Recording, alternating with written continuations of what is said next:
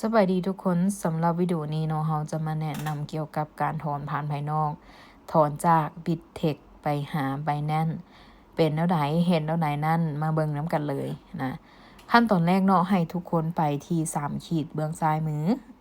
ไปที่3ขีดเบื้องซ้ายมือเนาะแล้วหลังจากนั้นไปที่กระเป๋าหรือว่า wallet ของทุกคนเลยหลังจากนั้นให้ทุกคนไปที่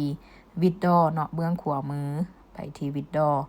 หลังจากนั้นให้ทุกคนย้ายเนาะปกตินี่ทุกคนจะถอนผ่านอินเทอร์นอลก็คือผ่านซื้อดินเนาะ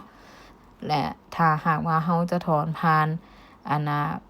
ภายนอกอันนี้มันภายในเนาะอันนี้เขาจะถอนภายนอกก็ให้ทุกคนแตะมาบนนี้เด้อคำว่า BEP SAL BSC นี้หลังจากนั้นให้ทุกคนใส่จำนวนเหรียญเข้าไปเนาะตามสุดก็คือ5เหรียญเขาจะถอนไปก็คือเราจะถอนไปจำนวนเท่านี้เนาะเราก็กดใจจำนวนเท่าไหร่ก็กดใจหรือเดียวก็กดถอนเบิดก็กดแม็กอยู่วันนี้เนาะแล้วหลังจากนั้นตัวที่2ให้ทุกคนไปเอา TU กระเป๋าUSDT อยู่ใน Binance มาโอเคไปกันเลย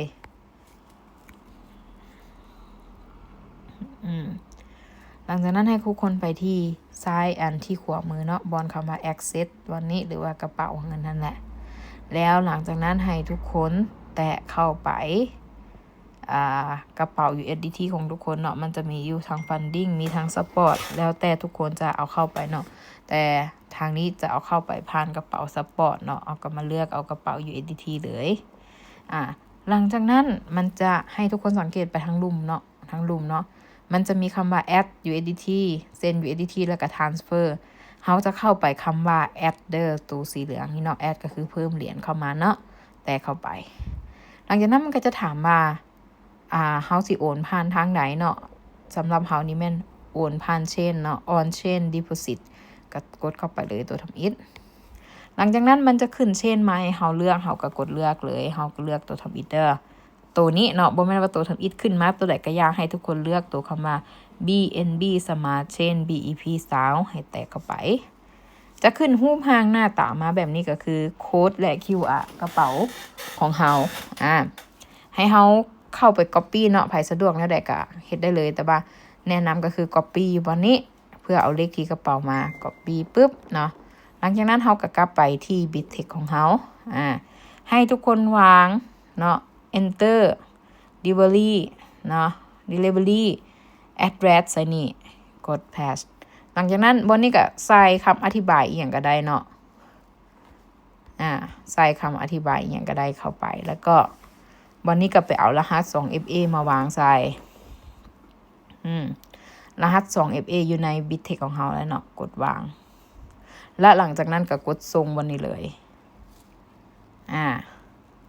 ตอนนี้ก็มันบอกว่าwithdraw success นั่นหมายความว่าเหรียญเนาะเรากำลังทำการถอนออกไปแต่ว่ามันก็กำลังพิจารณาอยู่นะฝากถึงทุกคนถ้าหากถอนผ่านภายนอกแบบนี้แล้วมันขึ้นพิจารณาหรือว่ารอท่านี่ถ้ากาย10นาทีเนาะถ้ามันช้าสุดก็คือ10นาทีนี่ให้ทุกคนทักหาซัพพอร์ตของทาง Bittrex เลยหรือถ้าบ่สะดวกอย่างไหนก็สามารถทักหาทางซัพพอร์ตทางตัวของลีดเดอร์เนาะเพื่อให้ทางลีดเดอร์เพิ่นแนะนำว่าต้องเฮ็ดแนวใดสำหรับการถอนหรือว่าให้ทางซัพพอร์ตอนุมัติการถอนของเขาเนาะและมาฮอดนี้ก็มีแต่รอท่าให้เงินเข้าเนาะทุกคนเนาะก็สำเร็จแล้วเป็นทีเรียบร้อยสำหรับการถอนเงินจากBittrex ไป Binance เด้อทุกคนเด้อ